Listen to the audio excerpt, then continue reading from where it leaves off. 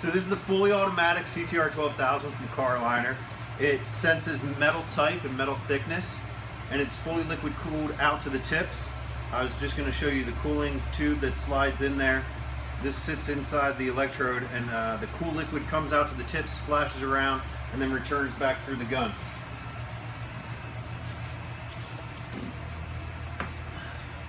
So the first thing we're going to do is calibrate where zero is on the machine, so it knows what the thickness is. To do that, simple process: squeezing the trigger, the electrodes come together. They're going to release. They're going to come back together and do a small pulse. That pulse measures the resistance of the electricity coming around here, because really you're making a short circuit at either end of that, and that's what's melting the metal and fusing it together under high pressure. So it measured the resistance. I have a green check mark. I'm good to go. I'm going to switch over to welding, at which case I'm ready to go to my car and start welding.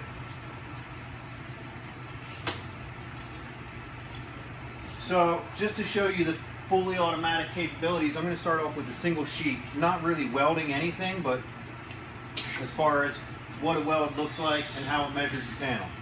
So this individual panel, it gives me a readout of how many welds I've done and how thick. So this one was about 1.3 millimeters.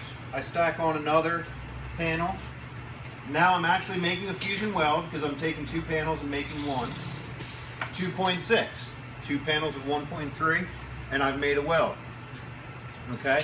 Now, fully automatic comes in because without having to adjust anything on the machine, I'm stacking up a third coupon. I perform my weld. I'm at 3.9. So I've gone 1.3, so on and so forth. And the machine automatically makes that weld. Now, if I go back to a thinner material, I can make that weld. And all the technician really has to do is squeeze the trigger and perform that weld. You can also see the cycle time that I'm going through here, pretty much making sure that where I'm going to have my tips come in contact with the metal is where I want to create that weld. And I've just fired off 8 welds pretty quick. The cool thing is this is starting to get warm. These tips are cool to the touch, and you can actually feel them getting cooler. This is starting to get very hot, all right, and that's why I'm holding it on the edge. So 8 welds. The nice thing about liquid cooled to the tips, that first weld and that 50th weld, when you're going around your uniside, all the welds are going to be the same. Your tips are going to last longer too, because they're staying cool. All right, so that's definitely a benefit. You can see on here, I don't know if you want to get a shot of this, you can see the heat effect zone that's created from each of these different welds. When it's just one, it's a smaller heat effect because the machine automatically sets it up and only puts in the needed amperage and the needed squeeze time to create a weld on that material. As we go up to 2 panels thick, it gets a little bit bigger. On the larger pieces where you have more material, your heat effect zone is a little bit larger. Why is heat effect zone important? We talked about airbag timing, seatbelt timing. All right, metals are getting stronger and lighter. In order for that metal to maintain its integrity, you don't want to add heat to it. You can weaken a metal by adding too much heat, and that ultra high strength, too much heat becomes mild steel essentially. All right, so something as much as leaving off 2 welds or putting in more heat, something like that can really affect the crash predictability, they call it. Okay, so I'm going to do a couple of other things here. One of the important things that we talk about, I know Ford uses it, is weld through bonding. All right, I don't have any weld through bonding here in the shop, so what I'm going to do is I'm going to use this plastic bag to simulate that. In order to make a weld through bond work, you have to have some sort of shunting.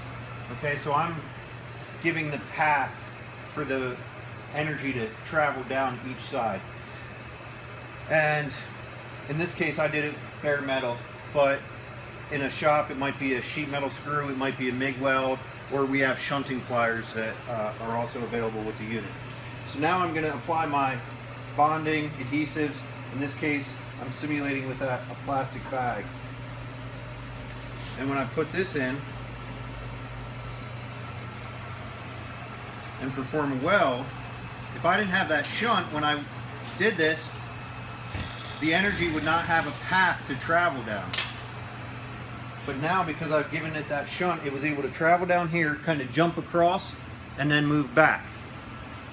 So this is starting to get a little hot.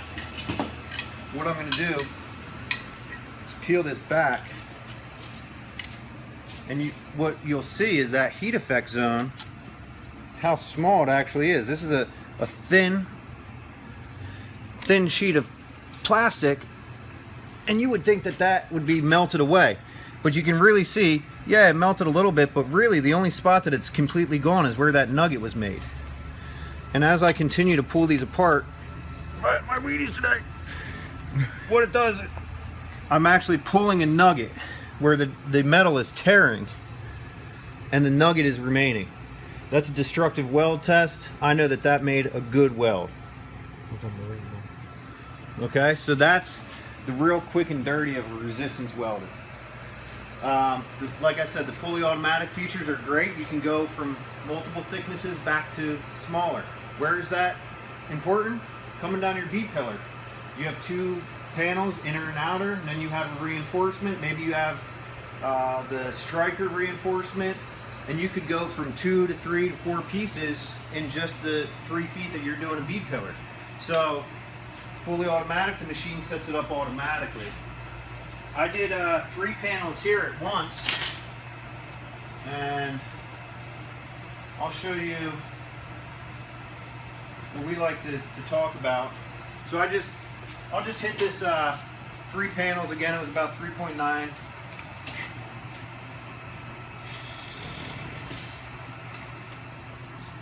JC is kind enough to give me some pliers to hold this, but I have 2 razor blades.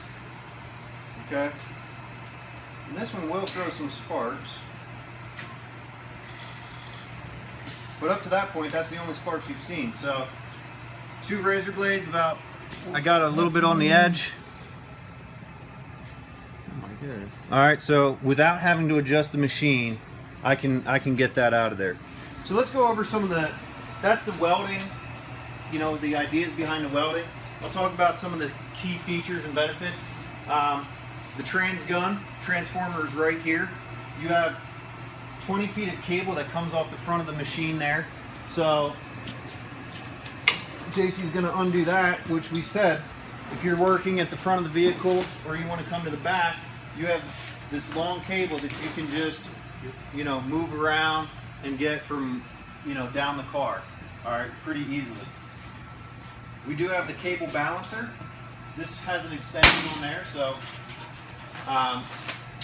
gives you a little bit more height if you're working on a bedside on a frame machine.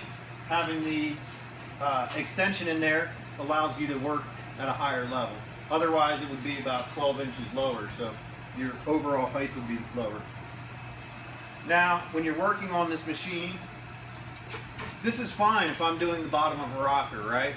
Orientation like this. But if I come up and I'm doing the B pillar, I would need to turn the whole unit. But rather than do that, they have a swivel in here. The whole welding head can rotate 360 degrees.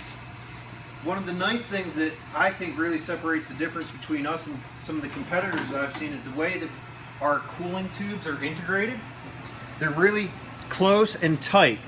So as I rotate this to now I'm doing the top of that rocker, and now I'm coming down the opposite side of the B pillar, my hoses aren't getting in the way, they're tight, they're contained, all right? Really easy to disconnect. They're quick disconnect fittings, and I can maneuver this all the way around 360 degrees, put it in any orientation, and it's going to help me to get around there. JC has a deeper arm. That's the 350 millimeter arm. That one's deeper. And then on this side we have a 500 millimeter arm, which is useful for getting into rear body panels, trunk openings, any spots that are going to be deep, that you need that kind of depth. The cooling process that Chris was describing out here is done by the coolant tube, which pumps pressurized coolant at 2 to 3 psi directly at the coolant cap back here. The tube I'm holding is pressurized. It returns back into the radiator back there where it has an automatic sensor so it knows when the cooling fan needs to run.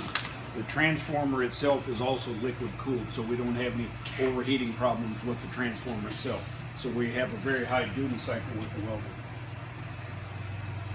Easy to operate. If you hit a spot where you didn't have your metal clean, something like that, the welder is not going to weld, as in this case I didn't have a material in there and it says you can't weld less than 0.1 millimeter.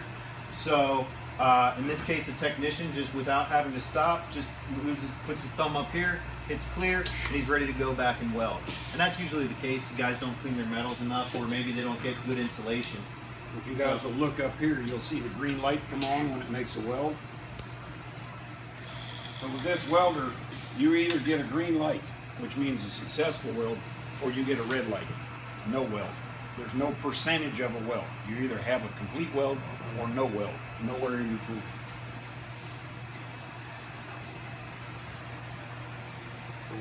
Questions, comments?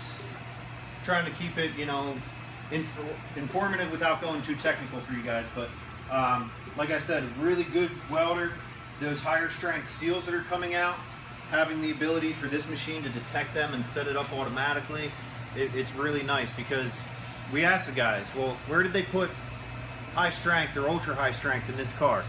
I don't know. Okay, so we let the machine decide.